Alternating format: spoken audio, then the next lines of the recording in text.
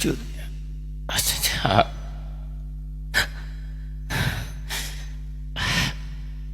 sepertinya jauh sekali dari yang Ustaz sampaikan tadi. Saya Quran belum mengerti, jangan kenapa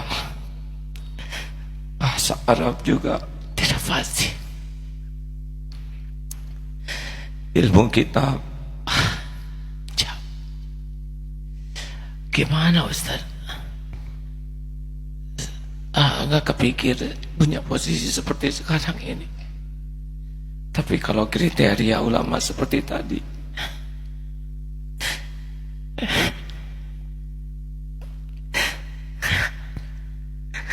jadi tertekan sekali. Alhamdulillah, Allah memberikan jalan di dalam Al-Quran dengan membagikan kualifikasi ulama kepada dasar-dasar yang pokok yang dimiliki, lalu cabang-cabang di pengetahuan. Alhamdulillah, ulama itu banyak. Yang gak hafal Quran ada ulama dah hafal Quran. Yang dah bisa bahasa Arab banyak. Karena itu dasar dari ulama disebutkan di Quran pertama keikhlasan. Iqra bismi rabbikal ladzi khalaq. Artinya Allah membuka peluang pada setiap orang untuk jadi ulama sepanjang dia mau ikhlas. Kedua, tafaqquh fid din, Quran surah ke-9 ayat 122. Dia mau belajar. Gak harus menguasai semua ilmu. Tidak. Apa yang kita ingin ajarkan itu yang kita dalami. Sepengetahuan kami demikian. Saya pernah dinasehati profesor kami saat di Libya.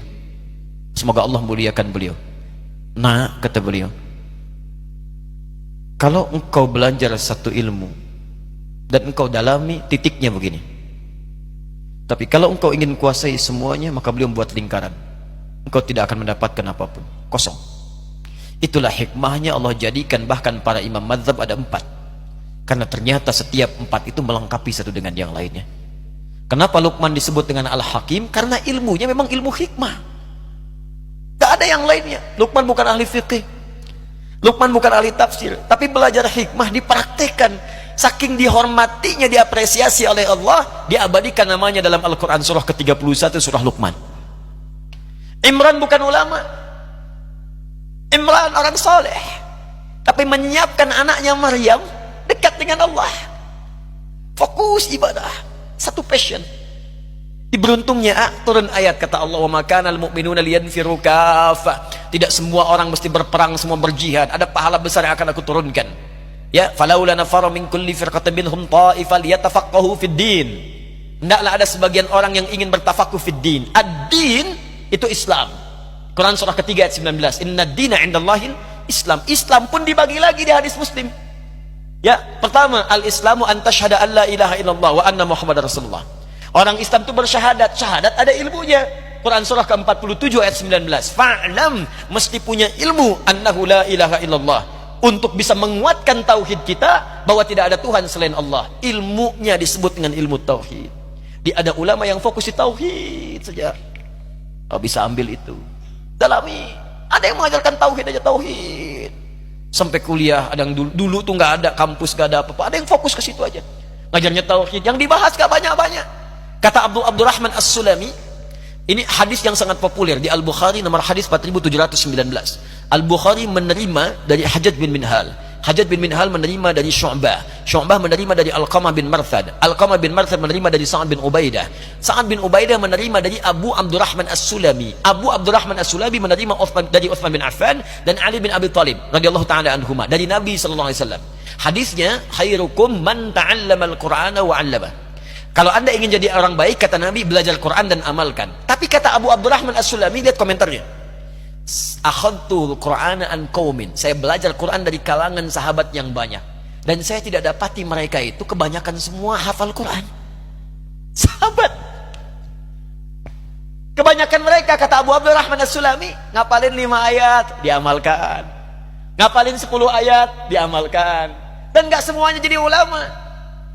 Mengamalkan apa yang ia pelajari sesuai passionnya. Ada ulama di bidang tijarah, bisnis, Utsman bin Affan, Abdurrahman bin Auf. Ada yang di bidang hukum, ya. Abdullah bin Abbas di tafsir, Abdullah bin Umar di fiqih. Fokusnya, passionnya. Kemudian nanti ada fikih sholat. Waktu qimah sholat, ahli di bidang fikih. Ada tauhid, ada fikih, ada usul fikih. Alhamdulillah, Allah karuniakanlah di tauhidnya. Bukankah Nabi pertama buka pesantren tauhid? Darut tauhid. Ya kan? Di Mekah itu kan darut tauhid. Allah alhamdulillah punya 400 meter di awalnya. Nabi mungkin 40 kali 40 nggak nyampe. Dan itu wakaf, makanya fitrah dakwah itu awalnya pasti itu wakaf. Kontrak dulu. Nabi kan dulu wakaf. Dipakai dulu tuh punyanya Arqam bin Abi Arqam. Baitul Arqam, Darul Arqam. Anak muda 17 tahun mewakafkan rumahnya untuk taklim Nabi. Peserta cuma 40 orang. Dikenal as-sadiqun al-awwalun. Yang diajarkan tauhid aja. Kalau Nabi tauhid. Tapi alumni Darul Arqam menyebar ke muka bumi, semua sukses. Dan berhasil membawa risalah Islam. 40 orang. Hebatnya di situ. Kalau ikhlas, dekatkan oleh Allah. Datang Abu Bakar, bagian donaturnya. Datang Utsman lagi. Dikenalkan orang-orang hebat. Maka di situ jadi donasi kuat. Makanya saat pindah ke Madinah, masjidnya lebih luas. Lebih luas, orang lebih banyak lagi. Itu fitrah. Kalau kita ikhlas awalnya mungkin kontrakan, rumah biasa, Allah akan kirimkan orang-orang hebat. Dengan dananya, dengan supportnya, dengan kekuatannya. Ahli militernya, masuk Islam Khalid bin Walid. Ahli militernya. Mungkin nanti Panglima akan datang, ini akan datang. Banyak orang datang, 12.000 akhirnya. Dari 40, Nabi punya 12.000 sahabat kemudian hari. 38 jadi Panglima. Satu Panglimanya bisa setara untuk menaklukkan Persia dan Romawi. Alhamdulillah, syukuri. Mau fokus di tauhid, fokus. Di hikmah, silahkan. Mungkin kami yang di fiqih, ada yang di Quran. Ya, fokus dan saling melengkapi.